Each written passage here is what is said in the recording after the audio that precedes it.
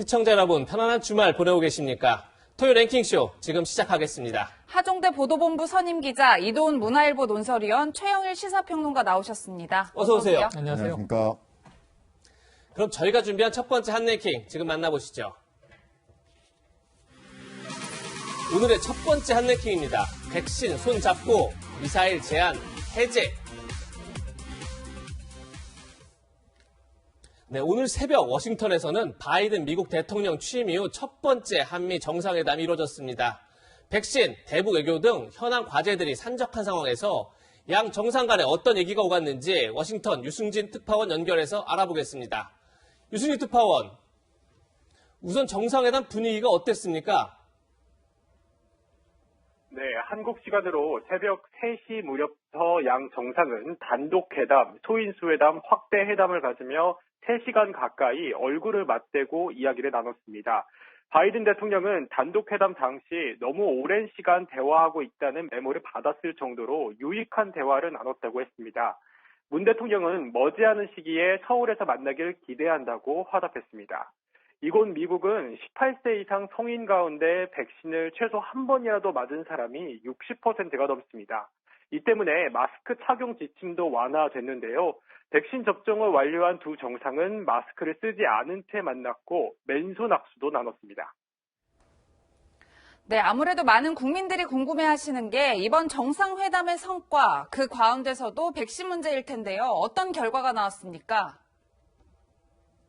네, 정상회담을 마친 뒤에 공동 기자회견을 가졌습니다. 이 자리에서 바이든 대통령은 미국이 한국군 55만 명의 코로나19 백신을 지원하겠다고 밝혔습니다.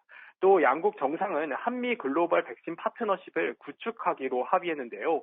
문 대통령은 한미동맹 차원에서 미국이 직접 한국에 백신을 지원하기로 했다고 했지만 구체적인 내용은 미국이 준비가 되는 대로 발표할 것이라고만 했습니다. 공동성명에는 북한에 대해 유엔 안보리 결의를 완전히 이행할 것을 촉구한다는 내용이 담겼습니다. 다만 판문점 선언과 싱가포르 공동성명을 명시해서 바이든 행정부가 기존 남북, 북미 대화의 기초 위에서 대북 정책을 펼 것임을 시사했습니다. 바이든 대통령은 또 공동 기자회견에서 성킴 국무부 동아시아 태평양 담당 차관보 대행을 대북 특별 대표로 임명한다고 깜짝 발표하기로 했습니다. 지금까지 워싱턴에서 전해드렸습니다. 네, 워싱턴 연결해서 현지 분위기 알아봤는데요. 지금부터 바이든 시대 첫 번째 한미 정상회담 핵심 내용들을 하나씩 짚어보겠습니다. 먼저 백신 소식인데요. 바이든 대통령은 한국에 백신을 직접 공급하겠다 이렇게 밝혔습니다. 당면 과제인 코로나 극복을 위해 힘을 모을 것입니다. 미국의 선진 기술과 한국의 생산 역량을 결합한 한미 백신 글로벌 포괄적 파트너십을 구축하기로 했습니다. 미국 바이든 대통령께서는 한미 동맹 차원에서 미국 측에서 직접 한국에 백신을 지원하기로 약속하셨습니다. Make that. Now we're going to their 550,000 Korean soldiers, sailors, airmen who work in close contact with American forces in Korea. We'll provide full vaccinations for all 550,000 of those Korean forces engaging with American forces on a regular basis, both for their sake as well as the sake of the American forces.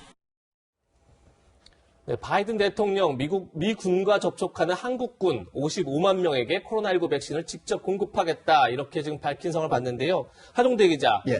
이 백신 동맹 과연 이뤄내느냐 이것이 굉장히 이번 정상회담의 주요한 포인트 중 하나였는데 어떻게 저 정도면 만족할 만한 성과다 이렇게 볼 수 있을까요? 어떻습니까? 지금 이제 우리가 9천만 도스 이상 이미 확보를 해서 우리가 확보한 것 자체가 모자라는 건 아닌데 그렇죠. 지금 상반기에 빨리빨리 예정대로 들어오지 않아서 수급 문제가 있었던 거죠. 그렇죠. 그런 상태 아닌가. 그러니까 좀 미국에서는 좀 그 사이에 좀 우리한테 화이자나 모더나 그 비교적 그래도 아스트라제네카는 좀 안정적이라고 알려진 그런 백신들이니까 그게 좀 먼저 좀 왔으면 했는데 저희가 이제 문재인 대통령이 미국에 방문 시작할 때 그래도 1,000만 명분 아니면 2천만 명분 확보했으면 좋겠다. 예. 이렇게 했지만 어쨌든 군인들의 한해서 55만 명분은 확실히 제공을 하겠다고 했으니까 그 원래 우리가 기대했던 것보다는 좀 적지만 사실 미국도 전 세계 여러 나라에서 백신을 달라고 하잖아요. 그렇죠. 네. 한국 같은 경우는 선진국이고 또 우리가 현재 코로나 확진자가 다른 나라에 비해서는 적은 상태예요. 지금 12만 명 이 정도뿐이 안 되지 않습니까? 예. 미국은 하루에 30만 명 이상 걸린 적도 있으니까 예. 그런 측면에서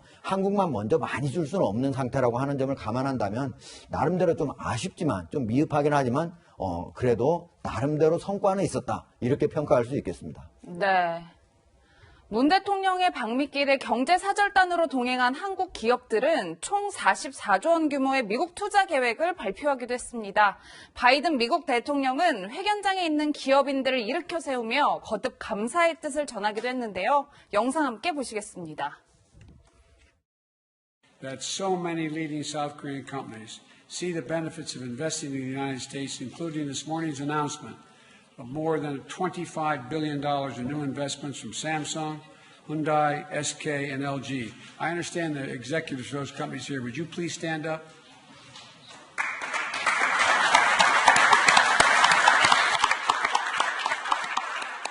Thank you, thank you, thank you. And I think we'll do great work together. 네, 평론가님 영상에서도 보시듯이 고맙다는 말을 3번이나 했어요, 네. 대통령이 직접. 언론에서는 지금 선물 보따리다 이런 표현도 쓰고 있는데 그렇죠. 바이든 대통령이 가장 기다렸던 부분이다. 저희가 이렇게 볼 수 바로 있겠죠? 이거죠. 경제입니다. 코로나19 극복, 미국은 상당히 이제 마스크를 벗고 백신 접종률 높고 그러다 보니까 이제 올해 경제 성장률이 미국은 역대 최고죠. 6% 이상을 노리고 있는데 자, 문제는 우리나라 기업의 투자가 아주 핵심적인 게 그냥 돈이나 규모의 문제만이 아니라 미국이 다른 산업이 살아나려면 반도체 수급이 문제인데 중국과의 경쟁에서 수급 불안정이 발생한 거죠. 근데 세계적으로 반도체 제조 생산 국가인 우리가 이번에 전폭적인 미국 내 투자와 수급 안정화를 이뤄줄 수 있는 선물 보따리를 푼 거예요.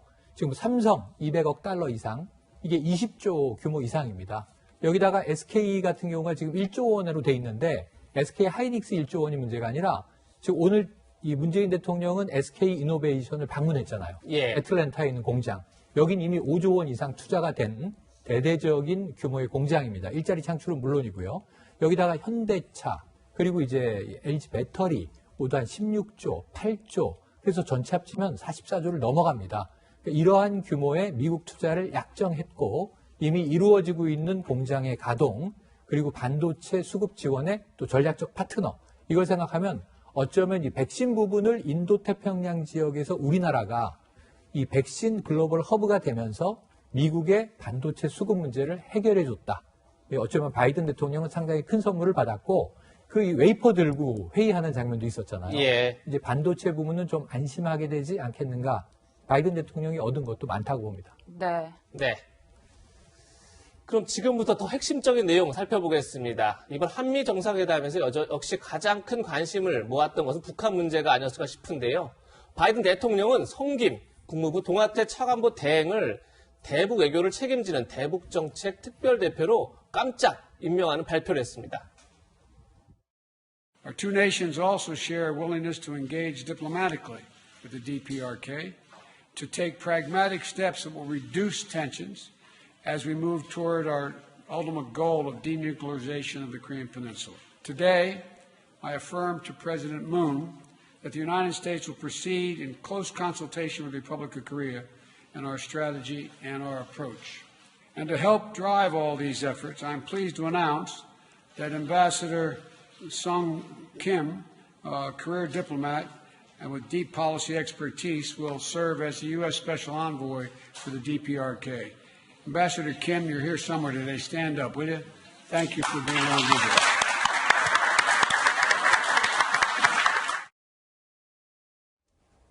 성김 대북 특별대표를 임명하면서 북미 대화가 급물살을 타는 거냐 이런 전망도 나오고 있는데 하지만 바이든 대통령은 비핵화 약속을 김정은 위원장과의 회담 전제 조건으로 제시했습니다. 그 목소리도 들어보시죠.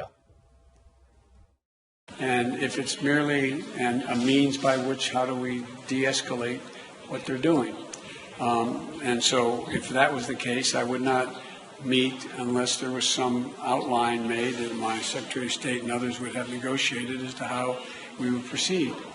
But what I would not do is I would not do what had been done in the recent past. I would not give him all that he's looking for is national, international recognition as legitimate, and say and give them what allowed him to move in a direction of appearing to be more, how can I say it, more serious about what he wasn't at all serious about. I'd have to know specifics, but the idea of never meeting with North Korea, I would make sure that my team had met with their counterparts, and I knew exactly what we were meeting on. 이동훈 의원님, 성김, 이미 북한과 실제 비핵화 협상을 해봤던 사람을 발탁을 했어요. 근데 그러면서도 바이든 대통령은 지금 하고 있는 핵개발 프로그램을 완전히 단계를 낮추는 그런 전제가 없으면 만나는 게 의미가 없다. 또 이렇게 얘기하기도 했어요. 어떻게 봐야 되는 거죠? 예. 정상회담을 통해서 보면은 당분간 적어도 한미 간에는 대북 정책을 안정적으로 이끌어 갈 것 같긴 합니다. 예. 그렇지만 북한과 관련해서 아마 획기적인 진전이 단시간 내에 나오기는 굉장히 어려울 것 같습니다. 양국 정상이 그 외교적으로 단계적으로 그다음에 굉장히 정교하고 실용적인 그 접근법을 쓴다고 얘기는 했지만 북한이 가장 원하는 제재 해제에 대한 언급이 전혀 없고 또 비핵화 협상에서 어느 정도 진전이 이루어야지 미북 정상회담 같은 이벤트도 있다고 했기 때문에 북한이 이 정상회담에 금방 순응해가지고 대화의 장으로 나올까 이거는 뭐 아직은 의문입니다. 미국 입장에서는 전체적으로 보면 외교 안보적으로 이제 고려를 하는 건데 외교적으로는 미중 관계의 큰 틀 속에서 예. 북한 문제를 해결하겠다는 뜻인 것 같고 네. 안보적으로는 올해 1월에 북한이 그 당대회를 통해서 전술핵을 개발하겠다 또는 그 선제 핵 공격도 가능하다는 식으로 얘기를 했기 때문에 그 전술핵에 대한 군사적 대응 이 정도를 그 고려하는 것 같습니다. 이번 회담에서는 바이든 대통령이 한국으로부터 44조라는 굉장히 큰 선물을 받았기 때문에 네. 한국 정부가 원했던 싱가포르 회담 그리고 사실 판문점 선언의 토대라는 예. 선물을 서로 맞바꿨습니다. 다만 이제 싱가포르든 4.27이든 우리가 중요한 게 아니라 한미가 중요한 게 아니라 북한이 어떻게 받아들이느냐가 중요한데 제재 문제가 빠졌기 때문에 네. 어떻게 나올까는 뭐 쉽게 예상할 수 없고 성김 같은 경우에는 이제 바이든 대통령이 그래도 우리나라와 북한의 성의를 보였다고 볼 수 있겠습니다. 예. 대북 특사를 임명해가지고 북한 문제를 다루겠다는 뜻을 밝힌 거니까요. 다만 성김 대사는 지금 인도네시아 그 현직 대사입니다. 그렇기 때문에 인도네시아 대사를 그만두고 이거를 그러니까 풀타임 잡 전념하는 건지 아니면 인도네시아 대사를 하면서 만약에 미국 협상이 있으면 그때 들어가는 건지 예. 이런 정도이기 때문에 성의는 보였지만 아주 적극적으로 주도하겠다 이런 정도의 뜻은 아닌 것 같습니다. 예. 네. 하동대 기자, 예. 지금 조금 전에 이도울 의원도 얘기했지만 북한이 어떤 반응을 보이냐가 중요할 것 같은데 문재인 대통령은 북한이 호응해주길 기대한다 이렇게 말하기도 했습니다. 지금 바이든 대통령의 얘기에 북한이 긍정적인 호응을 할까요? 어떻게 보십니까? 북한은 기본적으로 지금 현재 먼저 미국이 어느 정도 지금 경제 제재를 어느 정도 해제해 주면 이제 대화에 응하겠다 이런 입장이기 때문에 지금 미국과 북한이 삽과 싸움을 한 거죠.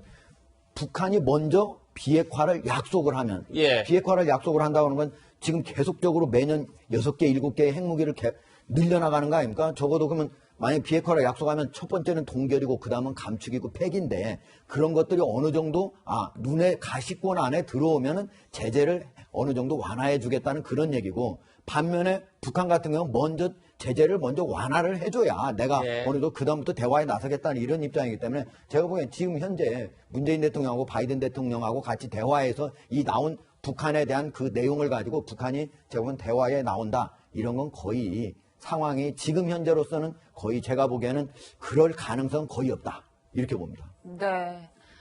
이번 정상회담에서는 한미 미사일 지침의 전면 해제도 이뤄졌습니다. 미사일 개발 족쇄가 풀린 셈인데요. 문 대통령도 환영의 뜻을 밝혔습니다. 직접 목소리 들어보시겠습니다.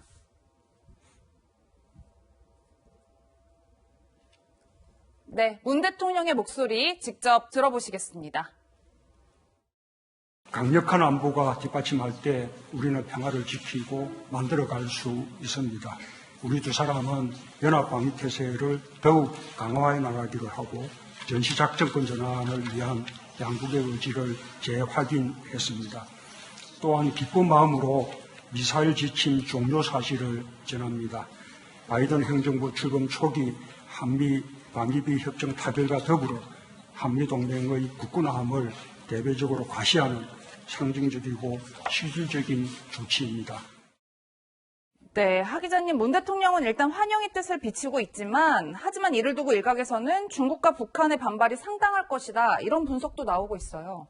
그래서 저는 뭐 중국이 왜 반발을 할 것인지 저는 좀 만약 반발한다면 좀 이해가 안 갈 것 같은데, 지금 이제 미사일 사거리 제한을 없앴다고 하는 거는 우리나라가 지금 단거리 미사일에서 중거리 미사일 나가서 장거리 미사일까지 개발할 수 있는 이제 능력만 있다면 개발이 가능하다는 거 아니겠습니까? 예. 네. 그런데 중국이 가장 우려한 건 뭐였어요? 한반도에 중거리 미사일을 미국이 직접 배치하고 운영하는 거였어요. 근데 한국이 만약에 개발한다면 어떻게 됩니까? 한국이 운용하는 권리를 갖고 있는 거 아닙니까? 미국이 그거 컨트롤할 수 있는 게 아니고. 그렇다면은 한국이 중국을 향해서 전쟁을 걸겠습니까? 중국을 향해서 도발을 하겠습니까? 저는 중국이 오히려 안심할 수 있는 기회가 생겼다. 예. 다시 말하면 한국의 미사일 사거리 제한을 풀므로써 네. 미국이 직접 대한민국 한반도에 중거리 미사일을 배치할 수 있는 그런 어떤 근거가 없어졌다. 그런 명분이 없었다. 핑계가 없었다. 이렇게 봅니다. 그리고 지금 현재 중국은요, 우리나라를 향해서, 한반도를 향해서 약 600여 기의 중거리, 단거리 미사일들을 배치해 놓고 있습니다. 예. 전체 600여 기 중에서 약 30%는 일본까지 가는 중거리 미사일이고 나머지는 우리 한반도 거에 430여 개가 모두 한반도 거에 이미 배치한 지 오래됐어요. 예. 중국은 우리한테 모두 이렇게 배치하고 언제든지 미사일을 쏠 수 있는 상황으로 만들어 놓고 우리는 개발조차 안 된다? 그걸 반발한다? 저는 이해 안 되고요. 현재 중국의 어떤 사이트에도 제가 아직까지 들어가봤는데 물론 이제 오늘 토요일이고 내일은 일요일이어서 그렇죠. 아직 한미 정상회담에 대해서 중국 외교부가 그리고 중국 지도부가 아직 협의를 안 했기 때문에 어떤 그런 내용들이 반발이 나올지 아니면 어떻게 나올지는 모르겠지만 약간의 반발은 저는 나올 거라고 생각해요. 그러나 그런 것들이 대한민국의 주권에 해당되는 일이기 때문에 그러한 반발들은 저는 합리적인 반발은 아니다. 이렇게 봅니다. 네. 네. 중국이 어떤 반응을 보일지 봐야 하는데 미사일 사거리 제한을 없애는 걸 두고 우리나라는 미사일 주권을 얻게 됐고 미국은 중국 견제라는 상호 이익을 맞바꿨다 이런 분석도 나오고 있는데요.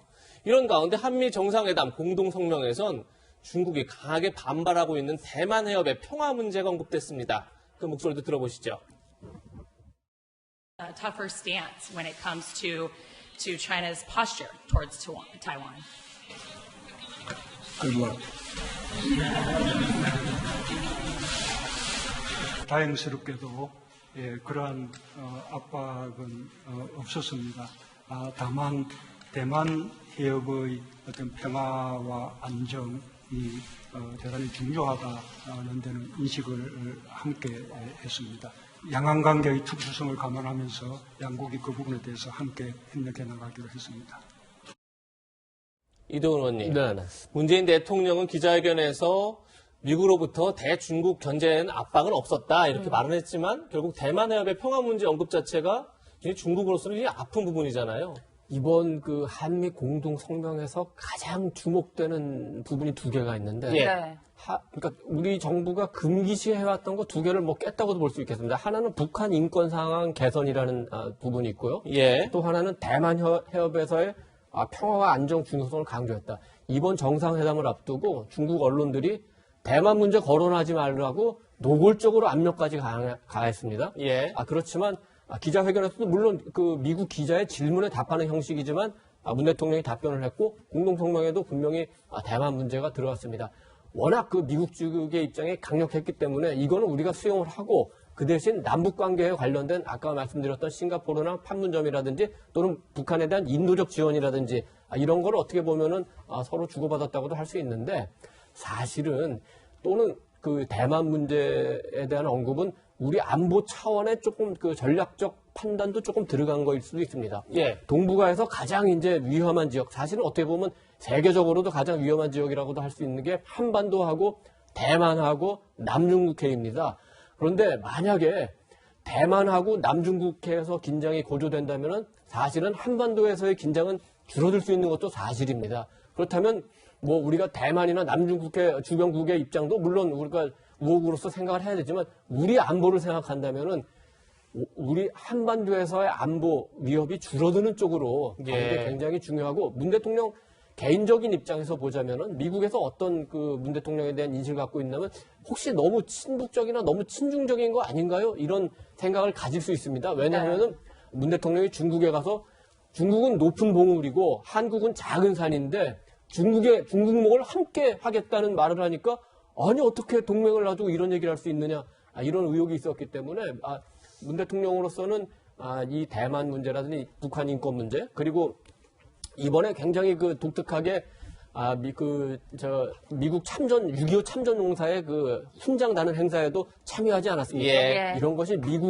미국 사람들이 그 문 대통령에 대해 갖는 어떤 오해를 불식시키는 측면도 있다 이렇게 설명할 수 있겠습니다. 이 대만 문제와 관련해서 혹시 이런 그러니까 한미 정상 간의 이런 공동 인식이 중국의 반발을 불러일으킬 거 아닌가 이런 많이 우려를 하는데요. 사실 공동 인식이 뭐냐면 대만 해협의 평화와 안정이잖아요. 근데 이거는 어느 나라나 충분히 얘기할 수 있는 거예요. 중국이 한반도 문제를 언급할 때, 비핵화 문제를 언급할 때도 가장 같이 언급하는 게 한반도의 평화와 안정입니다. 그리고 비핵화 문제를 해결하는 데 있어서 대화와 타협을 통해서 해라. 그러니까 우리도 마찬가지로 중국과 대만 문제를 해결하는 데 있어서 평화와 안정이 중요하다면 얼마든지 얘기할 수 있는 거고 다만 중국이 한중 정상회담이 열리기 전에 혹시 일본과 일본 총리하고 바이든 대통령하고 같이 정상회담 때 했던 내용보다 같거나 아니면 오히려 더 큰 나온 내용이 나올까 하는 게 관심사였거든요. 그런데 지금 우리는 뭐가 다르냐면 일본하고 할 때는 신장에 있는 그런 인권 문제를 언급을 했습니다. 그리고 쿼드라고 해서 미국, 일본, 호주, 인도가 같이 중국을 애워싸는 그런 군사동맹 아닙니까? 여기에는 우리가 전혀 들어가지 않고 있지 않습니까?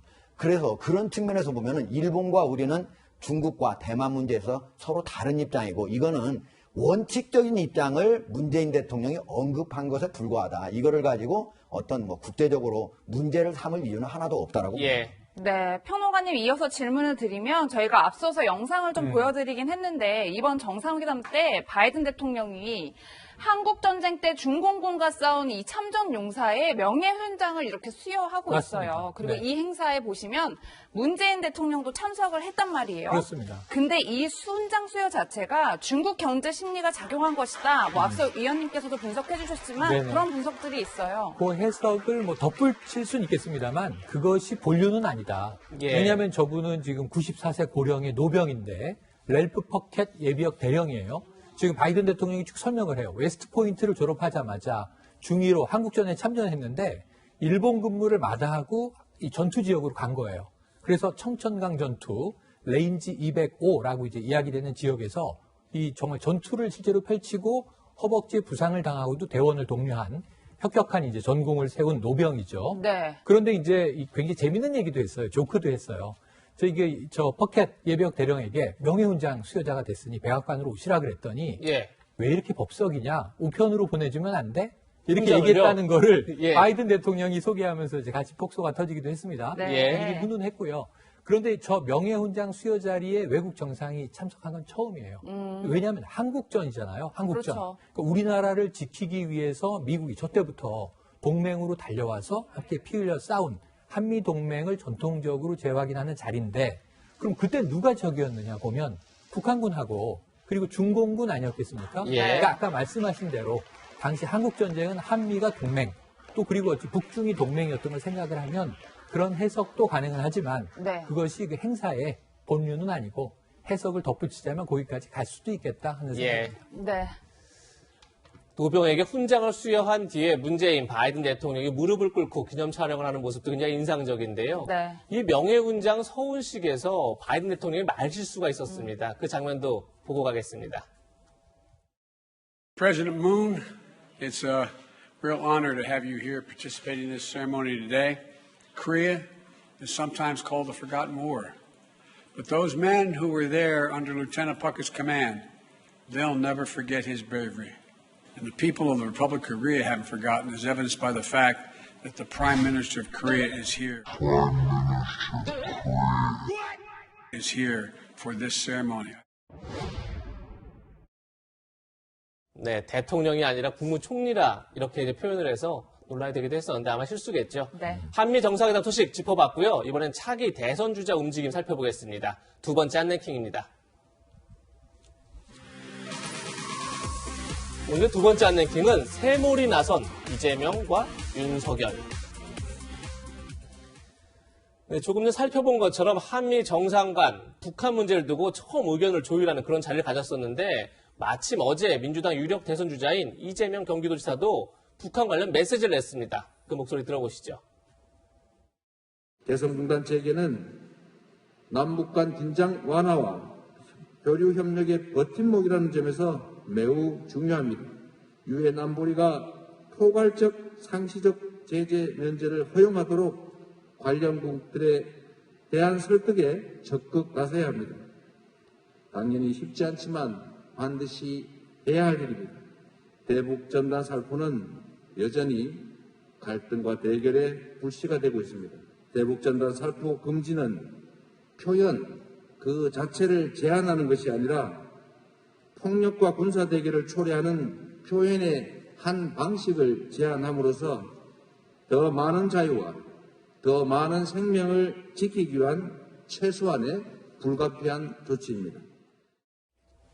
이동훈 의원님, 네. 일각에서는 좀 북한 그러니까 비핵화 문제는 언급은 없이 대북 제재 해제만 얘기한 게 적절했느냐 이런 지적도 있던데 어제 발언 속에서 이재명 지사의 대북관이 어느 정도 드러났다 이렇게 보십니까? 어떠십니까?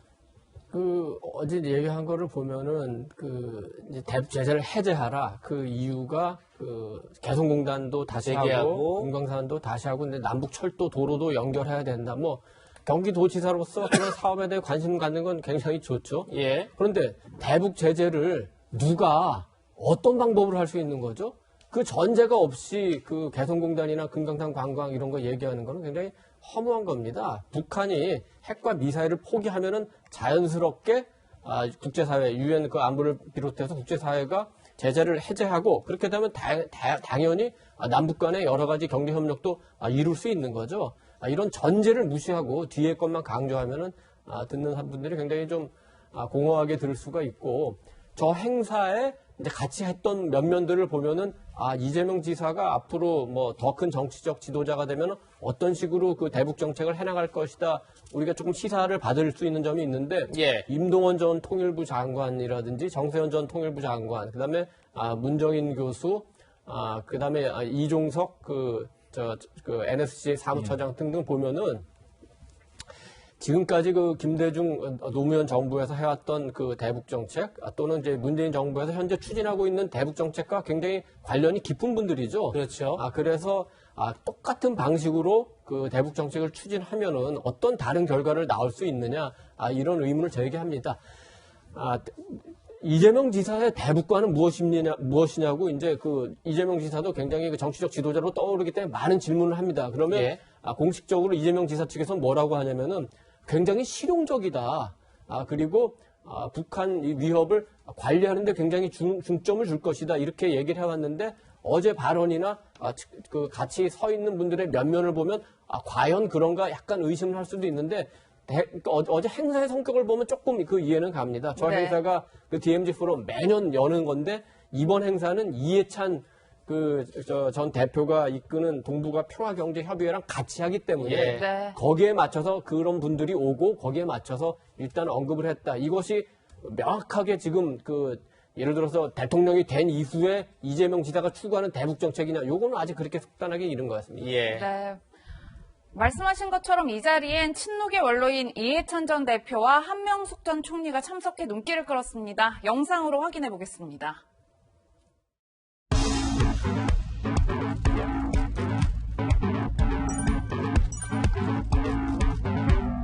경기도는 지방정부도 평화를 만드는 일에 기여할 의사와 능력이 있음을 이 DMZ 포럼을 통해서 잘 보여주고 있습니다. 이렇게 집중적이고 열정적으로 Let's DMZ라는 이슈를 가지고 우리나라의 평화 만들기를 주도해 주시는 경기도 지사님께 감사를 드립니다. 네, 평론가님, 이 행사를 계기로 일각에서는 친노 친문계가 이 지사를 공개적으로 지지하고 나섰다 네. 이런 평가들도 있는데 어떻게 보세요? 네, 이 행사 이전에 이미 저는 이렇게 얘기를 드리고 싶어요. 아까 이제 이 의원님이 설명 잘 해주신 이 DMZ 행사의 특성이 있는 겁니다. 예. 한명숙 전 총리는 조금 이제 이례적으로 얼굴을 보였고요. 하지만 이해찬 전 대표, 사실 이 두 분 모두 노무현 정부의 국무총리를 지낸 분들이에요. 그러니까 굉장히 이제 강력한 친노계의 리더들이라고 이제 분류할 수 있는데, 네. 이 이해찬 전 대표의 경우에는 이미 이 지금 성공 포럼, 성장과 공정을 줄인 성공 포럼을 최근에 만들어서 지금 30여 명의 의원들이 합류를 했습니다. 예. 여기에 이해찬계로 분류되는 의원도 있고 정치인이 있습니다. 친노계, 친문계 다 있고요. 그리고 그 이전에 무려 발기인 15,000명. 아까 이 의원님께서 설명해 주셨지만 민주평화광장이라는 이름의 대대적인 이제 지지그룹을 만들었는데 여기는 이 광장이라는 표현 자체가 이해찬 전 대표의 지지그룹인 광장, 2007년에 만들어진 그 그룹의 이름을 그대로 계승한 것은 이해찬 전 대표의 강력한 지지를 이미 제목에서 표명하는 거 아니냐. 네. 이런 해석들이 나온 가운데 DMZ 행사에 이해찬 전 대표는 직접 나온 거예요. 예. 심지어 한명숙 전 총리도 직접 나온 거예요. 그렇죠. 그리고 이재명 지사 잘하고 있다는 얘기를 독려한 거예요. 그렇게 보면 제가 보기에는 이재명 지사의 그동안에 민주당 내의 약점으로 여겨졌던 비주류다, 친문계와 친노계로부터는 지지받고 있지 못하다라는 부분을 극복하는 과정이 지금 좀 펼쳐지는 일막은 아닌가 하는 해석도 가능해 보입니다. 네. 네. 그러니까 어제 행사에 그 한명숙 총리 전 총리가 와서 많은 분들이 궁금해서 그 부분은 좀 따로 설명이 예. 필요할 것 같습니다. 이재명 지사가 그 친노 세력에 대해서 굉장히 그 관심이 많고 그래서 친노 세력의 대부라고 할 수 있는 이해찬 전 대표에 대해서 굉장히 공을 들였을 뿐만 아니라 대모라고 할 수 있는 한명숙 전 총리에 대해서 굉장히 공을 들였습니다. 그래서 그 선거법 위반 그 대법원 판결을 앞두고 특히 그 한명숙 그 전 총리를 찾아가가지고 판결로 얼마나 그 고생이 많으셨느냐. 저도 이번에 추징금 30억 받게 되면은 재산도 없어지고 그런데 한 전 총리가 지금 아직도 그 추징금이 7억 원이 남아 있습니다. 예, 그래서 예. 지금 강연을 해도 그 돈이 다 빠져나가고 서로 이렇게 신세 한탄을 하면서 굉장히 친해졌고 굉장히 그 공을 많이 들여서 여기에 왔는데 한 전 총리가 최근에 이제 어떤 그 다른 대선 주자를 만났는데 그 대선 주자분이 한 전 총리한테 오래 만나니까 사진 한번 같이 찍자 했는데 한 전 총리가 거절했습니다. 정치적으로 굉장히 오해받는다고. 네. 그럼에도 불구하고 이 행사에 나왔다는 거는 굉장히 정치적 의미가 크고 특히 문재인 대통령 스스로도 현 정권 들어서도 어떤 재심 얘기도 나오고 한 전 총리 수사했던 검사들이 재소자를 상대로 어떤 조금 그 공작적 해결을 한 거 아니냐 이런 지금 그 논란도 있어서 조사한다는 또 얘기도 있지 않았습니까? 네. 그래서 한 전 총리가 어제 행사에 들어온 거는 이재명 지사에게 상당히 그 뭐 날개를 달아줬다고 할까요? 정치적으로는 큰 도움이 되는 이벤트였던 것 같습니다. 네. 예. 한명숙 전 총리의 정치적 의미까지 그렇게 분석을 해주셨는데 이재명 지사는 그제 현역 의원 모임이죠. 성장과 공정포럼 출범식에서 야권의 유력 주자인 윤석열 전 검찰총장에 대해 이런 얘기를 했습니다. 그 목소리 한번 들어보시죠. 소비자는 내용물을 보고 판단을 해야 되지 않습니까? 포장지밖에 못 봐서 제가 뭐 내용이 뭔지 전혀 모르겠어요. 전부를 다 우리 국민들께 보여드리고 판단을 받는 것이 정치인 또는 정치인이 되고자 하는 분의 도리가 아닌가 생각됩니다. 포장지만 또 예쁜 부분만 자꾸 보여주셔가지고 판단하기가 어려워서 더 말씀드리기가 어렵습니다. 하종대 기자. 예. 이재명 지사가 윤 전 총장을 예쁜 포장지다 이렇게 표현을 했는데 견제구겠죠? 어떻게 보셨습니까? 예, 당연히 이제 견제에 들어가야 된다고 봐요. 왜냐하면 이제 이재명 지사 같은 경우에는 그동안에는 당내의 유력 후보들하고 서로 경쟁을 했습니다. 예.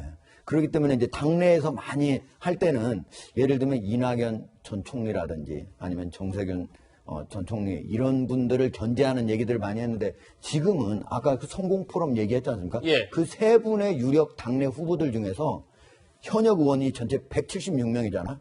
그러면 지금 성공과 포럼은 올해 초만 해도 한 5, 6명인데 지금 어제까지 박홍권 의원이 들어가서 35명이 됐어요. 예. 이낙연 전 총리 같은 경우에는 올해 2월 시작할 때는 40명이 넘었는데 40명 아래로 내려왔어요. 정세균 총리는 여전히 광화문 포럼이 50명 이상 있습니다. 지금 당내에서는 나름대로 어느 정도 이제 기반이 잡혔고 여론상으로 보더라도 지금 현재 심지어 호남에서도 이재명 지사의 지지율이 오히려 이낙연 전 국무총리가 더 많은 상태예요. 그렇기 때문에 이제 당내에서 굳이 싸울 필요는 없다. 그리고 또 특히 친노 세력에 어느 정도 지지를 얻어야 되는 상태에서 친노 쪽, 문재인 대통령하고 차별화라든지 친노 쪽을 공격할 필요는 없다. 이제는 누구로 해야 돼요?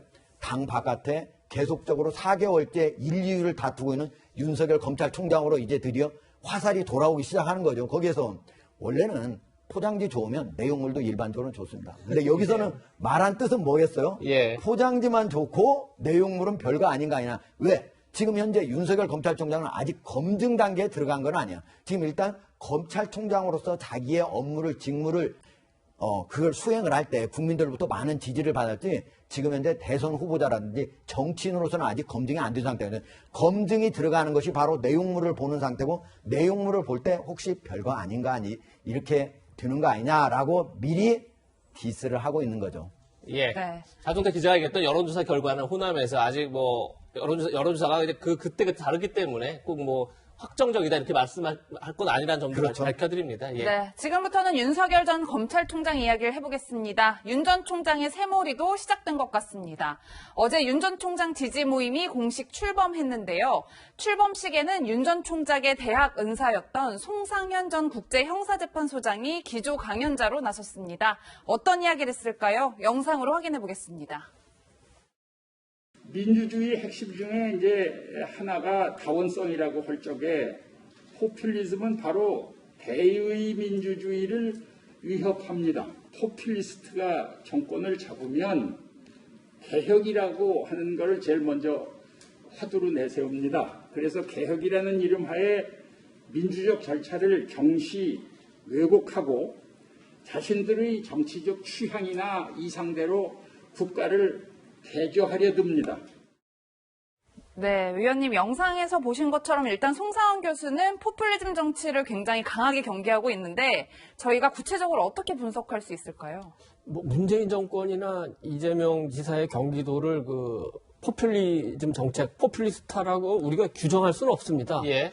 그렇지만 저런 얘기를 들으면서 문 정권이나 이재명 지사가 떠오르는 것까지 우리가 막을 수는 없는 것 같습니다. 왜냐하면은 외국에서 최근에 그 21세기의 그 독재, 연성 독재, 어떻게 보면은 이런 민주적 독재, 이런 식의 이제 논란이 굉장히 많고, 그런 그 논의 결과, 뭐 책이나 이런 걸 통해서 야당이 문재인 정권을 조금 비판해 왔기 때문에, 이런 자꾸 그 연관작용이 일어나는 것 같습니다만, 어쨌든 뭐 우리가 규정을 할 수 없지만 그런 측면을 비판할 수는 있고 그거는 또 야당에도 뭐 해당되는 일일 수도 있죠. 네. 어제 행사에서 이제 가장 중요한 핵심적인 인물이 이제 그 송상현 교수인데 이분은 국제형사재판소 ICC 그 처음 2003년에 만들어졌을 때 초대 그 재판관을 지냈고 워낙 잘하니까 2대 아예 소장을 했습니다. 예. 이분이 또 그 고아 송진우 선생 우리 일제시대에 열심히 또 그 항일운동하고 했던 대표적 정치인 지식인인데 동아일보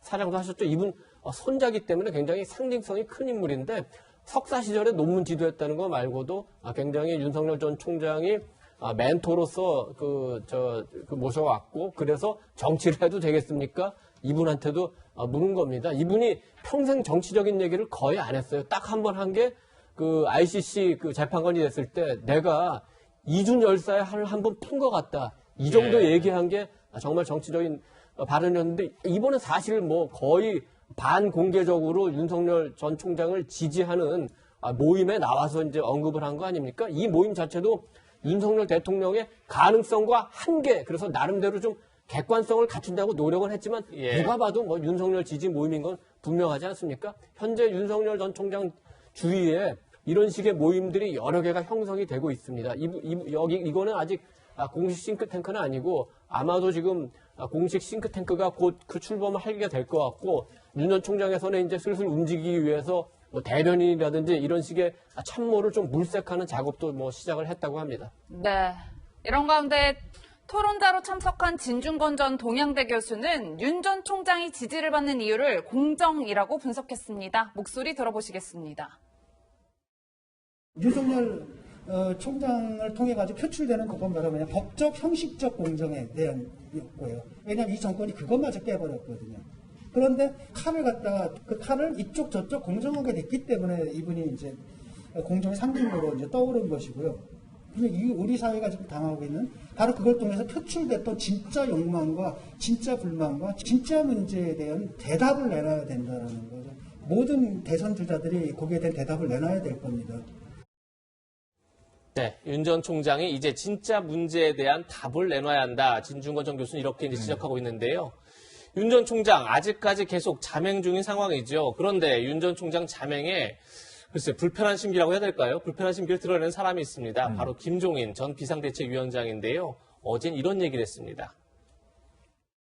내가 한번 전화를 한번 받았어요.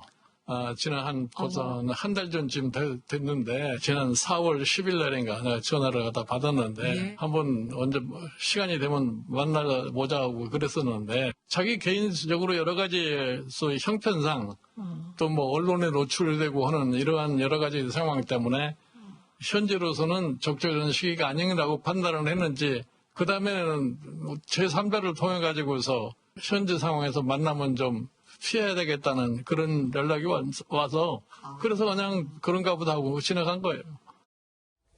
하종대 기자. 예. 현재 상황에서 만나면 좀 피해야 되겠다. 이렇게 제3자를 통해 연락이 왔다. 지금 그게 김종인 전 비대위원장의 주장인데 이게 어떤 의미일까요? 피해야 한다는 의미가? 제 취재본 바로는 예. 어쨌든 윤석열 전 검찰총장이 먼저 전화를 한다고 전화했고 전화를 받았어요. 같이 통화를 했어요. 예. 만나자고 했는데 어쨌든 그 다음에 윤 전 검찰총장께서 따로 만남 자체를 하지 않은 거예요. 그러니까 김종인 비대위원장이 그거를 뭐 거절했다든가 뭐 그런 게 아니고 예. 그쪽에서 연락이 더 이상 없었던 거예요. 그래서 만나지 못하게 된 거죠. 근데 지금 현재 쭉 취재를 해보면 윤석열 전 검찰총장이 지금 이제 만약에 정계에 투신하기만 하면은 바로 그때부터 시작되는 게 뭐예요? 검증이잖아요. 그렇죠. 그러면 언제 과연 나와야 될 것인가? 이게 시기, 그게 가장 중요하고 두 번째는 자, 내가 국민의힘으로 들어갈 것인가? 아니면 제3지대에 머물 것인가? 나 혼자 단독 드리블로 할 것인가? 다른 사람과 연합할 것인가? 이런 것들에 대해서 윤석열 검찰총장 자체가 아직 정리가 안 된 것 같다. 그러기 때문에 김종인 전 비대위원장에 대해서 만나자고 해놓고 그 다음에 아직 그것들이 정리가 안 되니까 만나지 못한 거 아니냐. 이런 얘기들이 지금 전체 정치권에서는 얘기가 나돌고 있는 상태입니다. 네. 이렇게 만남이 불발된 이후 윤 전 총장에 대한 김 위원장의 발언이 미묘하게 바뀌긴 했는데요. 그러면서 이분 이름이 거론되기 시작했습니다. 누군지 영상으로 확인해 보겠습니다. 김동연 전 부총리는 본인 스스로가 부총리를 그만두고 나서 지금까지 자기 나름대로 열심히 준비를 해온 것만큼은 나는 사실이라고 봐요. 첫째로 이 경제에 대한 지식을 갖고 있는 사람이고 그리고 그 사람의 성장 과정을 놓고 봤을 적에 비교적 일반 국민들이 보기에 참 대단하다고 하는 그런 스토리를 가지고 있는 사람이라. 그 사람의 경우는 그런 걸 다 자기가 피하고 자기 홀로서 내가 앞으로 어떤 길을 가겠다고 하는 걸 준비를 한 걸로 알고 있어요. 자기 나름대로 불란세 마크롱이 시도했던 그런 행보를 할 수도 있다고 봐요. 네, 위원님 영상 함께 보셨지만 김 위원장 굉장히 김 전 부총리에 대한 후한 평가를 내놓고 있는데 윤 전 총장과 대립구도, 그러니까 경쟁구도를 만든다 뭐 이렇게 볼 수 있을까요? 뭐 경쟁구도 만든다고 해서 만들어질 수는 없죠. 윤석열 전 총장은 지금 야당에서 차기 대권 후보로 가장 여론조사가 높게 나오고 김동연 전 총리 같은 경우에는 뭐 아시는 분들은 알겠지만 일단 인지도도 얼마나 될지 지금 여론조사에는 오르지 않지만 여론조사하면은 아마도 많은 숫자가 나오진 않을 걸로 뭐 그렇게 보입니다. 그래서 인위적으로 김종인 전 위원장이 띄운다고 해서 뭐 띄워줄 수 있는 상황은 아닌 것 같고. 윤석열 전 총장이 응답하지 않으니까 거기에 대한 섭섭함이 반영된 것 같은데 아까 이제 전화했던 상황을 조금 추가적으로 설명을 하면은 윤석열 전 총장이 검찰총장 현직에 있을 때 김종인 전 위원장이 책을 2권 보냅니다. 경제민주화라는 책하고 최근에 쓴 자서전하고 윤 총장이 읽어봤대요. 읽어봤는데 의문이 들었다는 겁니다. 경제하고 민주화라는 게 어떻게 양립할 수 있나? 물론 이제 헌법에도 관련 조항이 있지만 이건 한번 꼭 물어보고 싶었답니다. 평소에. 근데 본인이 검찰총장인데 야당 비대위원장이고 그럼 연락할 수가 없지 않습니까? 본인은 총장을 떠나고 4.7 보궐선거 이후에 국민의힘을 떠나고 했으니까 그때 전화해서 또 평소에 뭐 윤석열 별의 순간 하니까 원로가 그리고 아버지 친구가 그러니까 고맙다는 인사는 해야 될 거 아닙니까? 예. 그렇게 해서 일단 뭐 한번 만나자는 얘기를 했는데 아니 그 4.7 보궐선거 이후에 보니까 김종인 그 전 위원장이 안철수 전 대표에 대해서도 굉장히 그 강력하게 그 비난을 했지만 국민의힘에 대해서도 굉장히 비난하는 걸 보고 주위 분들이 예. 굉장히 좀 리스크가 크다. 김종인 위원장을 만나면 만약에 김종인 위원장이 그 윤석열 전 총장 만나고 윤 전 총장에 대해서 험담하고 하면은 그거 좀 그 뒷감당하는데 굉장히 좀 불편하지 않겠느냐 이런 얘기가 굉장히 많았다고 합니다. 최근에 김 전 위원장이 굉장히 그 메시지가 잦고 굉장히 거칠고 여러 가지 말을 해서 많은 사람들을 혼란하게 해요. 그래서 야권에서는 김종인 전 위원장에 대해서 좀 계륵 같다는 얘기도 나오고 불가근 불가원 얘기도 나옵니다. 그래서 우리 김 전 위원장이 우리 그래도 정계에 굉장히 원로고 여야 그 넘나들면서 또 굉장히 개혁적인 부분도 많이 그 이뤄내지지 않았습니까? 네. 그렇기 때문에 윤 전 총장과의 관계도 그렇고 조금 메시지를 조금 줄이면서 조금 정돈하시면 어떨까 그렇게 생각을 합니다. 예. 이도 의원께서 알려지지 않은 비화도 소개해 주셨고 또 개인적인 의견도 밝혀주신 게 아닐까 네. 싶습니다. 그럼 김동연 전 경제부총리는 대선 출마에 대해서 어떤 얘기를 하고 있을까요? 어제입니다. 대선 출마? 지금 그런 이야기할 상황이 아니다. 이달 말에 책이 나오느니 책이 나오면 무엇을 하느니 하는데 사실과 다르다. 이 책은 자서전도 아니다 해서 약간 선을 긋는 그런 지금 상황이다 이렇게 말씀드리고요. 그리고 또 하나 있죠. 최근 야권에서 새로운 대선 주자 최재형 감사원장이 거론되고 있는데요. 과거 발언 한번 듣고 이야기 이어가겠습니다.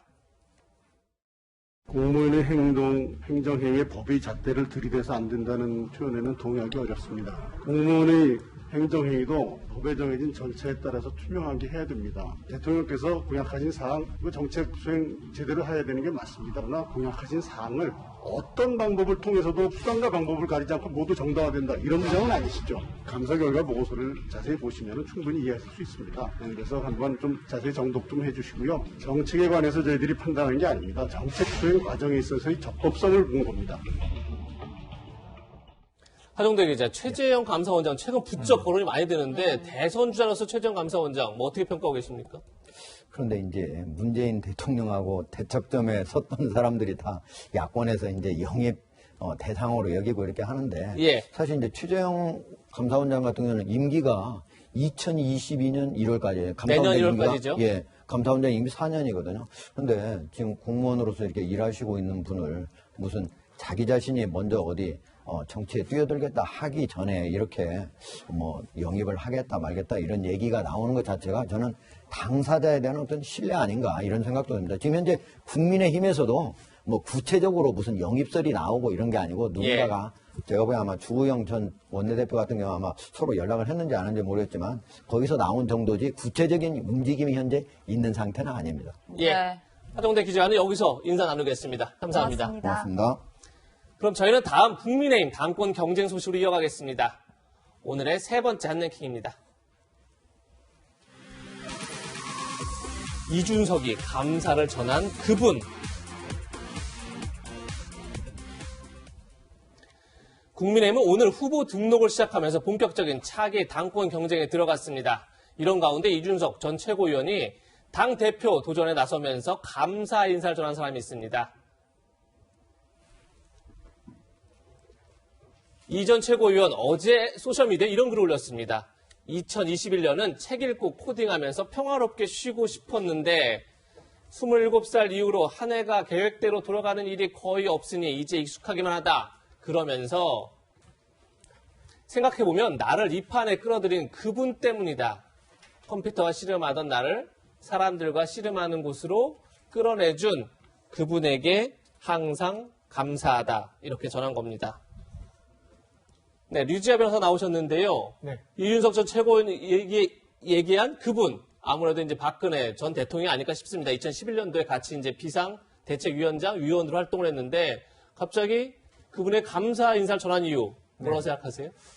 그렇죠. 지금 일단 이준석 전 최고위원 본인도 이제 박근혜 전 대통령을 지칭한 것이라고 인정하고 있고요.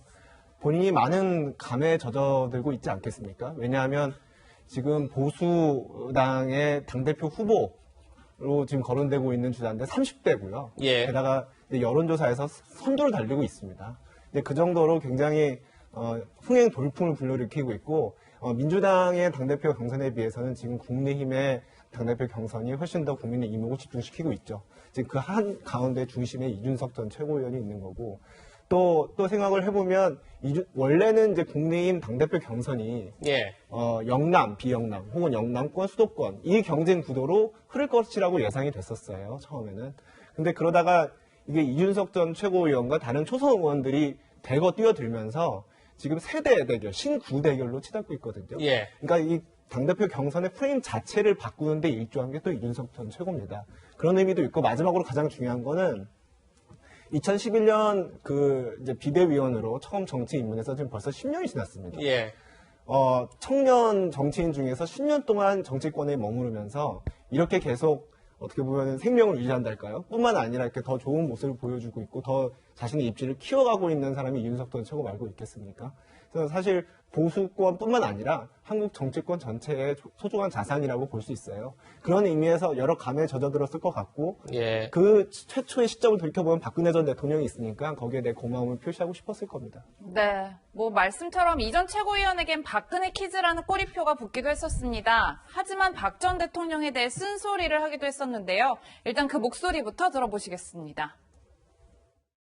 잊지 맙시다. 우리는 박근혜 정부가 잘못된 방향으로 가고 있을 때 그에 대한 경종을 울릴 용기가 없었던 비겁자들이기에 벌을 받은 것입니다. 박근혜 대통령도 이 정권 말기에 보면은 3년차쯤 되니까 국민을 편가르게 하는 데 있어서 이런 방법을 많이 썼어요. 네, 이렇게 쓴소리를 하던 이 전 최고위원 왜 갑자기 감사 인사를 전했을까요? 채널A가 이 전 최고위원과 직접 통화를 해봤는데요. 그 목소리 직접 들어보시겠습니다. 제 발탁에 대해 고마워하는 것과 대통령의 행보에 대해서 아쉬움이 있는 것은 구분될 수 있다 생각합니다. 네. 위원님, 정치적 의미는 없다라고 선을 긋고는 있지만 일각에서는 결국 표를 위한 박근혜 대통령 마케팅을 하고 있다 이런 지적들도 있어요. 정치인에게 표보다 중요한 게 어디 있겠습니까? 여당인 더불어민주당의 이제 권리당원이 80만이라고 하지 않습니까?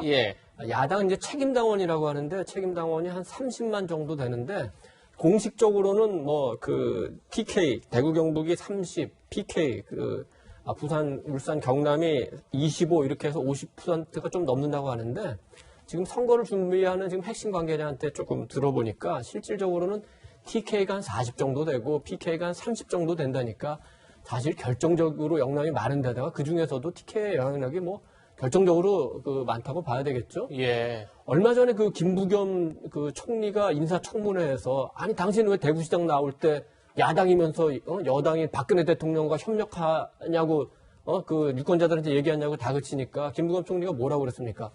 의원님도 선거 출마해 보시지 않았습니까? 그러면서도 이해 못합니까? 야당 후보조차 박근혜 대통령하고 협력한다고 얘기할 정도니까 대구에서 어느 정도 영향력인가 알 수가 있죠. 그런 차원에서 이준석 전 최고위원이 박근혜 전 대통령 거명한 거는 이해가 가고 다만 그래도 탄핵에 반대한 건 아닌다고 이제 원칙은 기본적으로 지켰습니다. 그 부분은 이해를 하는데 이제 대구 유권자분들의 입장에서 생각하면은 그러면 대구 경북의 유권자들이 지금 여야를 떠나서 정치인들이 그러니까 조금 거칠게 말해서 박근혜 전 대통령 치맛자락 잡고 정치하는 걸 원하겠습니까? 그게 우리 TK 유권자분들이 원하는 거겠습니까? 대구 경북의 유권자들도 새로운 정치를 원하고 개혁을 원하고 정치에서의 세대 교체를 원합니다. 어느 지역이든 모든 유권자가 새로운 정치를 원하고 결국 당심조차도 결국은 민심에 수렴하기 마련입니다. 그렇기 때문에 지금 국민의당 후보들이 어떤 생각으로 TK에 접근하는지는 모르겠지만 단순히 박근혜 전 대통령에 대한 향수만 자극하면 내가 표를 받을 거다? 아주 얕은 계산입니다. TK 유권자분들은 인간적으로는 지금도 박근혜 전 대통령에 대해서 안타까워하고 도울 수 있으면 인간적으로 돕겠다는 생각을 합니다. 그러나 정치적으로 다시 정치인은 박근혜한테 표를 준다? 이런 생각은 하지 않는다는 게 제가 대구에서 들은 민심입니다. 이도 의원이 개인적으로 대구에 들은 민심까지 전해주셨는데 지금 국민의힘 당대표 경선에는 무려 9명의 후보가 나왔습니다. 최근 4개 여론조사 기관이 공동으로 조사한 여론조사 결과를 보니까 이준석 전 최고가 19%, 나경원 전 원내대표 16%, 오차 범위 내에 있고요. 주호영 전 원내대표 7%, 김웅, 홍문표 의원 4%, 조경태, 김은혜 의원 2% 이렇게 지금 선호도 조사가 나오고 있습니다. 네. 이런 상황에서 국민의힘 당대표 선거에서 신규 대결이 벌어지고 있다 이렇게 지금 평가를 하고 있는데 일제히 영남을 향하고 있다 이런 얘기도 나옵니다. 어제 국민의힘 대구시당 당직자 간담회에 주호영, 나경원 그리고 김은혜 후보 등이 나란히 행사에 참석했는데 최영일 평론가님 네. 지금 각자 다 TK에 굉장히 공을 들이고 있는 네네. 조금 전에 이준석 전 최고위원 얘기도 했지만요. 자, 저런 모습에 대해서 조금 전에 이도훈 의원께서는 박근혜 마케팅 같은 거 얕은 수다. 대구도 TK도 세대 교체를 원하고 있다 이런 얘기를 하고 있는데 네네. 글쎄 최영일 평론가님은 어떻게 평가하고 계십니까? 저는 박근혜 전 대통령에 대한 언급도 사실은 영남권 구애의 한 방법인 것이죠. 그리고 뭐 이준석 전 최고가 그래 과하진 않았다고 생각을 해요. 왜냐하면 자신이 정치에 처음 발을 딛게 한 그분인 건 정확한 사실이잖아요. 우리가 다 알고 있는 거고. 그리고 이제 그 이후에 정치인으로서의 전 대통령에 대한 평가와 내가 정치인으로 첫 발을 내딛게 해준 그분에 대한 감사, 초심은 그거는 다를 수 있다. 전 다를 수 있다고 봐요. 애증 관계일 수도 있는 거고요. 우리 사회에서는 그런 일이 많고. 그 다음에 이제 예를 들어 민주당 얘기해 보자고요. 민주당 대선 주자, 빅3, 나머지 잠룡들. 호남구에 하지 않고 대선 주자 될 수 있습니까? 똑같은 거죠. 그러니까 제가 보기에는 이게 이 국민의힘한 특별한 일은 아니에요. 어디나 지역 기반을 두고 우리나라 정치가 지금까지 성장해 왔기 때문에 이 지역 문제를 좀 타파하자는 목소리는 저는 높아졌고 많이 완화되고 있다고 생각해요. 그래서 이제는 보수든 혹은 뭐 진보든 좀 수도권과 더 인구가 밀집되어 있는 기반 중심으로 그럼에도 불구하고 또 도농 기반을 함께 균형 잡으면서 정치를 이제 다각적으로 펼쳐나가야 되는 시대가 됐는데 그럼에도 불구하고 고향을 찾지 않는 정치인은 없다. 그러면서는 민주당이 항상 무슨 일이 있으면 호남으로 달려가는 것과 그리고 이제 국민의힘에서 영남으로 달려가는 것 이것은 크게 다르지 않고 나경원 전 의원이 출마 선언하기 전날 대구 동화사를 찾았습니다. 네. 그때 얘기를 합니다. 이 대구 TK가 바로 우리 보수의 뿌리 아닙니까? 이 이야기를 하지 않은 보수 정치는 없어요. 그러면서 특별할 일은 아니다 이렇게 생각을 해봅니다. 네. 류 변호사님, 저는 이 얘기도 좀 짚어봐야 될 것 같은데 당권 경쟁에 한창인 김은혜 의원과 이준석 전 최고위원이 지금 상위 1% 논쟁으로 맞붙었다. 뭐 이런 얘기가 있는데 어떤 내용인가요? 네, 지금 이준석 전 최고위원이 당대표 선거에 나오면서 지금 내세우고 있는 가치가 크게 두 가지인데요. 하나는 반페미니즘의 성격을 가진 게 하나가 있고 다른 하나는 능력주의입니다. 능력주의, 이제 이런 부분이 있어서 같이 당대표 선거에 출마한 김은혜 의원이 이제 그런 부분을 꼬집은 거예요. 뭐 여성 청년 호남 할당제 폐지하자고 하는데 그런 식으로 이렇게 이제까지 소외받고 차별받는 어떤 계층 집단에 대한 할당제를 폐지해버리면 완전 경쟁을 하자는 얘기인데 그렇다고 그럼 당신이 원하는 공정한 결과가 이룰 수 있을 것 같냐? 결국 1%를 위한 것밖에 되지 않지 않느냐? 이런 취지로 꼬집으니 이준석 전 최고위원도 아주 노련하게 맞받아친 거죠. 네. 아 당신은 근데 재산상이 1%지 않느냐? 나도 한번 재산상이 1% 하면 되고 싶다. 이렇게 꼬집으니까 사실 할 말이 없어지는 거죠. 굉장히 이준석 전 최고가 10년 동안 정치권에 있으면서 굉장히 이제 그런 영향이 커졌다는 것을 실감할 수 있는 부분인데요. 이 여성 청년 할당제에 대해서 잠시 좀 말씀드리고 싶어요. 이게 굉장히 지금 주요 이슈가 되고 있기 때문에 그 적극적 평등 실현 조치라고 하는 건데요. 이게 종래에 이제 차별을 받아온 집단한테 그 집단의 불이익을 보상해주기 위해서 그 집단의 구성원이라는 이유로 여러 가지 사회적 이익을 주는 게 적극적 평등 실현 조치인데 이제 그거 같은 경우에는 항상 영원히 하는 게 아니라 그런 차별이 해소되면 안 하는 게 원칙입니다. 네. 그럼 지금 쟁점은 여성에 대한 예컨대 여성에 대한 차별이 해소되느냐는 거예요, 한국에서. 근데 이준석 전 최고는 어느 정도 해소됐다고 보기 때문에 이제 그런 할당제를 없애자는 주장인데 저는 이제 그거는 좀 젊은 세대 여성의 지위가 과거에 비해서 상대적으로 많이 올라간 것은 사실이지만 그렇다고 전체적으로 여성 차별이 해소됐다고 보기에는 좀 무리가 있을 것 같아서 좀 저는 그런 주장에 대해서는 좀 바람직하지 않다 보고 그리고 정체성 정치를 이렇게 어떤 집단 나와 너 남자 여자 페미니즘 반페미니즘 이렇게 가는 정치는 이준석 전 최고가 좀 하지 않았으면 좋겠어요. 그렇게 되면은 너무 분열 정치를 야기하니까요. 네, 류지아 변호사의 조언까지 들어봤습니다. 국민의힘 얘기는 여기서 마무리 짓고요. 잠깐 쉬어가는 의미에서 반가운 소식 하나 전해드릴까 합니다. 세계적 그룹 BTS 방탄소년단이 어제 새로운 싱글 앨범 버터로 돌아왔습니다. 같이 한번 들어보시죠.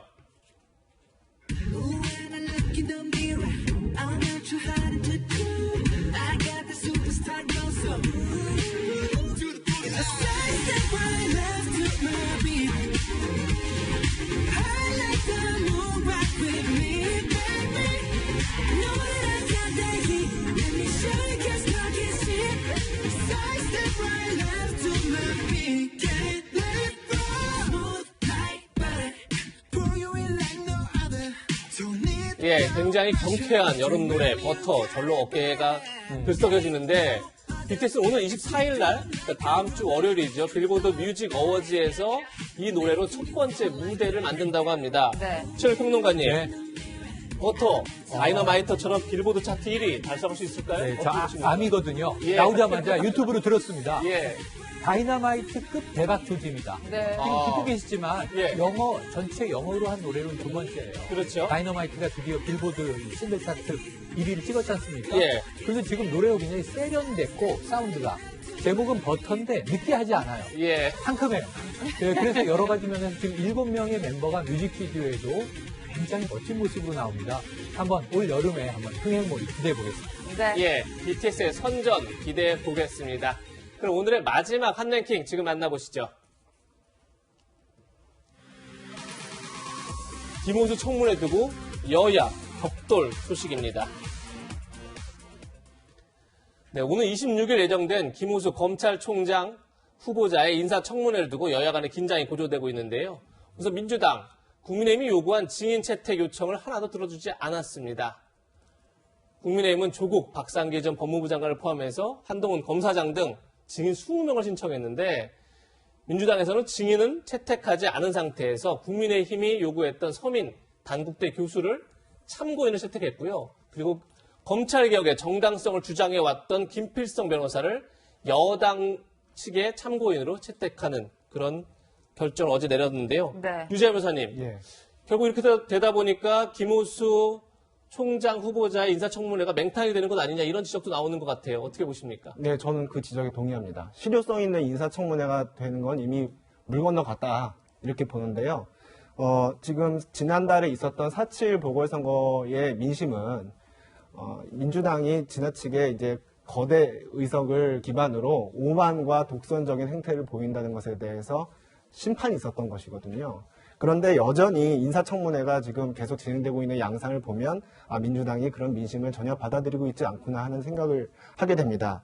김호수 검찰총장 후보자의 경우에 지금 문제가 되는 쟁점은 세 가지입니다. 하나는 2019년 3월 23일 있었던 김학의 전 법무부 차관의 불법 출국 금지 사건에서 지금 김호수 후보자가 직간접적으로 개입했다는 그 의혹으로 수원지검의 수사선상에 올라가 있거든요. 예. 일단 검찰총장 후보자가 수사선상에 올라와 있으니까 이건 당연히 문제가 돼야 되는 거고요. 또 하나는 2019년 이제 9월 당시 이제 그 조국 전 이제 장관 후보자죠에 대한 이제 수사가 한창이었을 때 윤석열 전 검찰총장을 배제한 특별수사팀을 꾸리자고 제안을 해서 논란이 됐었죠. 예. 이것도 이제 정치적 편향성 관련해서 반드시 짚고 넘어가야 할 문제고요. 그리고 마지막으로 이제 법무부 차관 그만두고 이제 법무부에 내에서 자문계약 체결해서 고액의 자문료 받은 거. 이게 크게 지금 짚어도 이렇게 세 가지는 짚어야 되는데 예. 이 세 가지 문제에 대해서 김학의 전 차관 불법 출국 사건 관련해서도 증인이 있어야 되고 그리고 조국 특별수사팀 관련해서도 뭐 조국 흑서팀이죠. 중에서 누가 한 명을 최소 2명을 이렇게 부를 수도 있는 것이고 예. 고액의 자문료 관련해서는 그 소속했던 자문계약을 체결했던 법무법인의 대표 변호사를 부를 수도 있는 거예요. 근데 전혀 그런 게 이루어지지 않고 서민 교수 딱 한 명 불렀단 말이죠. 네. 그래서 이게 일단 실효성 있는 인사청문회가 되긴 이미 글렀다고 보이고 또 하나 더 말씀드리면 증인이 없고 다 참고인만 불렀어요. 예. 국회에서 직원 감정에 관한 법률에 따르면 증인으로 해서 얘기를 할 때 위증을 하면은 처벌받게 돼 있습니다. 예. 그렇죠. 참고인은 처벌받지 않아요. 허위 사실을 얘기해도. 그러니까 그만큼 더 실효성 있는 청문회가 되긴 더 어렵겠죠. 이거 봤을 때 이미 인사청문회가 제대로 가기는 좀 어렵지 않겠느냐 그런 생각이 듭니다. 네, 네. 유재 변호사의 개인 의견이라는 점도 같이 밝혀드립니다. 네, 조국 전 장관 등의 증인 채택을 요구한 야당을 향해 민주당은 깽판이라는 표현을 하는 등 거친 신경전이 오가기도 했습니다. 직접 영상으로 확인해 보겠습니다. 누가 봐도 검찰총장 후보자 인사청문회를 깽판으로 몰아가고 여야 협상이 되지 않는다면 이를 비난과 성토회장으로 이용하려는 그런 전략적 의도가 뻔히 보입니다. 무용지물의 인사청문회는 차라리 하지 말고 임명을 강행하십시오. 여러분이 의회 민주주의의 목을 조르는 괴물이 되고 있다고는 생각하지 않습니까? 네, 위원님 영상 함께 보셨지만 분위기가 상당히 험악한데 지금 류 변호사님은 실효성 있는 인사청문회가 불가능하다라고 평가를 주셨어요. 위원님께서 보시기에는 인사청문회 어떻게 흘러갈 것 같으세요? 증인 참고인이 증인이 없고 참고인이 적더라도 야당은 최선을 다해서 청문회에 임해서 과연 김호수 후보자가 그 도덕적으로 그다음에 능력면에서 자격이 있는지 이거를 검증을 해야 됩니다. 윤석열 전 검찰총장이 임기를 마치고 떠난 이후에 어느 때보다도 검찰의 그 정치에서의 중립, 그다음에 권력으로부터의 독립 이런 게 가장 중요하지 않습니까? 그런데 지금 김호수 후보자는 그 점에 대해서 굉장히 조금 그 의혹을 받고 있어요. 조국 전 장관 수사에서 당시 윤석열 총장을 배제하려 했던 그런 움직임에 그 이유가 뭐냐? 그리고 차규근 법무부 외국인 정책 본부장 출입국 본부장으로부터 그 불법 출국과 관련된 보고를 받고도 묵인했다는 의혹으로 지금 피의자로서 그 수사를 받고 있는 거 아닙니까? 이 부분에 대해서 과연 이 부분에서 잘 설명을 못한다면은 과연 그 법치를 수호할 의지가 검찰총장에게 있느냐 이런 의혹을 가져올 수 있기 때문에 더 많은 증인과 참고인이 있었다면 더 좋았겠죠. 그러나 어려운 상황에서도 야당으로서는 반드시 김호수 후보자가 어떤 인물인지를 국민에게 알릴 의무가 있는 겁니다. 네. 예. 청문회 전국에서 역시 가장 관심을 받는 건 법사위인데 지금 법사위 윤호중 민주당 원내대표가 법사위원장을 맡고 있었죠. 그것을 야당이 야당 몫으로 돌려달라 이렇게 요구를 하면서 굉장히 갈등이 커지고 있는 상황입니다. 그런 상황에서 법사위에서는 이런 모습도 연출됐습니다. 기립을 해가지고 단독으로 간사 선출하는 것도 문제고 우리는 이게 절차 위반이라서 무효라고 이야기했잖아요. 아니 윤호중 위원장이 요 바로 위층에 있잖아요. 부층 밑에 있잖아요. 상임위원이 상임위원장 출석 요구하는 희한한 법살이에요. 왜 김도 간사님 내 이름 이야기하지 마. 생각을 왜? 이름 모르는 것도 안 돼? 안 돼. 왜? 모르지 마. 그럼 뭐라 그래야 돼? 내가 이야기 당신 뭐라고 해야 돼? 당신은 막말이지. 뭐라고 해야 되냐고 내가. 간사님 그럼 귀하. 김종민이면 나서면 이게 코미디가 되네 이거 참. 최영일 평론가님, 네. 저 장면을 보면서 웃고만 넘어갈 수 없는 게 결국은 사회권을 두고 여야가 저렇게 갈등을 빚고 있는데 네. 김호수 후보자 청문회 때도 결국 이 논쟁이 또 벌어질 텐데 좀 어떻게 전망하십니까? 아니, 이게 뭐 코미디 같은 장면이 보였지만 국민들은 지금 열불이 나죠. 예. 아니 조금 전에 싸움판 벌이다가 지금은 히히덕거리다가 지금 장난하는 겁니까? 국민들이 얼마나 화가 나겠어요. 법사위가 얼마나 중요한 곳인데. 예. 그래서 작물이라는 표현도 등장하고 지금 여당은 이걸 안 놓겠다고 하고 그래서 저렇게 웃을 시간에 그럼 차담회를 하면서 합의를 이뤄내세요. 그게 제일 중요한 것 같습니다. 저는 여당 야당 책임이 모두 다 절반씩 있다고 보고요. 지금 저런 좀 이 볼성 사나운 장면들 그게 뭐 농담 주고받는 장면이든 고성이 오가는 장면이든 예. 국민들이 원하는 모습은 아니다. 이성적인 합의. 이거 기다리겠습니다. 네. 26일 인사청문회 지켜봐야 될 것 같습니다. 세 분과는 여기서 인사드리겠습니다. 고맙습니다. 감사합니다. 네, 저희는 60초 광고 뒤에 돌아오겠습니다. 네, 조 바이든 미국 대통령은 오늘 북한이 비핵화 진전을 위한 노력을 하지 않으면 김정은 위원장을 만나지 않겠다 이렇게 밝혔는데요. 그러면서 우리나라 미사일 사거리 제한 규정을 풀기도 했습니다. 김정은 위원장이 이에 어떤 반응을 내놓느냐에 따라서 문재인 정부 한반도 평화 프로세스의 성과가 결정되지 않을까 싶습니다. 저희는 다음 주 토요일 더 알찬 내용으로 찾아뵙겠습니다. 네, 시청해주신 여러분 고맙습니다.